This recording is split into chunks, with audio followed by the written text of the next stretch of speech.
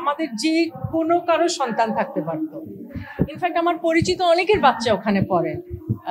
মানে আল্লাহর অনেক রহমত যে তারা ওই মুহূর্তে তখন স্কুলে ছিল না, বা কেউ আগে বের হয়ে গেছে, বা ওরকম কিছু ছিল, পরীক্ষা ছিল বলে অনেকে আগে বার হয়েছে।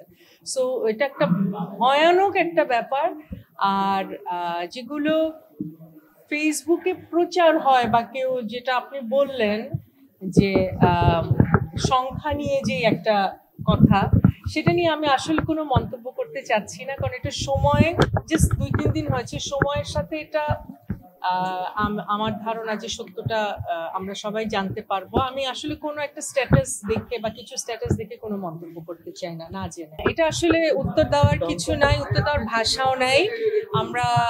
আমি কেন, সারা দেশ কাঁদছে, এবং এর চেয়ে দুঃখজনক, এর চেয়ে আতঙ্কের খবর, বিশেষ করে এখানে আমাদের বাচ্চারা রিলেটেড, সবকিছু মিলিয়ে মানে অবিশ্বাস্য ছিল, কিন্তু আসলে তো এটাই বাস্তব, এবং ভীষণ কষ্টের একটা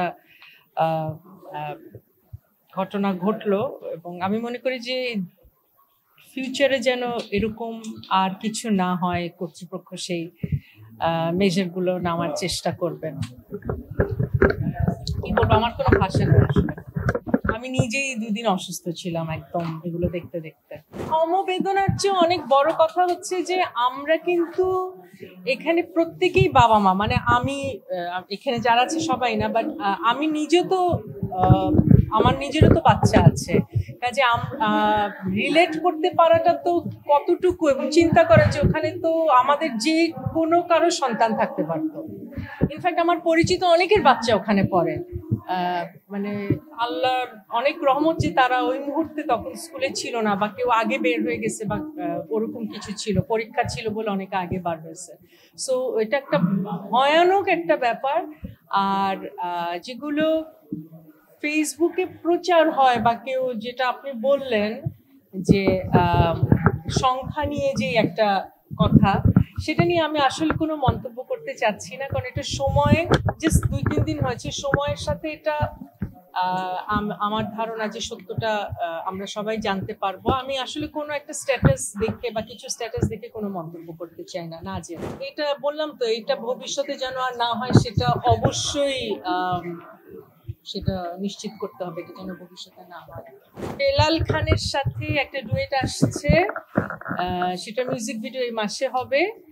আর পুলক অধিকারী, ক্লোজ আপের পুলক, যে ওর সাথেও একটা ডুয়েট গান আছে, ওটারও ভিডিও এই মাসেই হবে।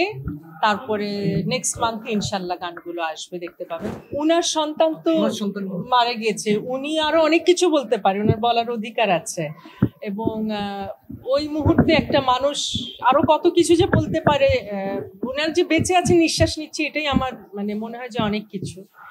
আর উনি কোন পয়েন্ট অফ ভিউ থেকে বলছে, এটা আসলে আরেকজন ইন্টারভিউ দেখো আমার খুব মানে আমি বসে বসে একাই কাঁদছিলাম। সেটা হচ্ছে যে টিচার যিনি, ওনার হাজব্যান্ড, যে বলছিলেন যে ওনার মৃত্যুর আগে মানে লাইফ সাপোর্টে নেওয়ার আগে ওনার হাত ধরতে চাইলেন, কিন্তু উনি হাত ধরতে পারছিলেন না, কারণ হাত গলে যাচ্ছিল। এটা মানে এগুলো আসলে নেওয়া যাচ্ছে না। চোখের রহস্য আল্লাহকে জিজ্ঞেস করতে হবে, আল্লাহ বানিয়েছে চোখ। মানুষের কোনো কিছুতে তো তার কৃতিত্ব নাই, কৃতিত্ব তো সৃষ্টিকর্তা। টাইমলেস বিউটি বলা মানে তাকে বুড়া বানায় দেওয়া। বেলালের সাথে যে গানটা আসছে, এটা আনরিলিজড গান, তো গাওয়া যাবে না, সিক্রেট, তো এটার জন্য অপেক্ষা করতে হবে।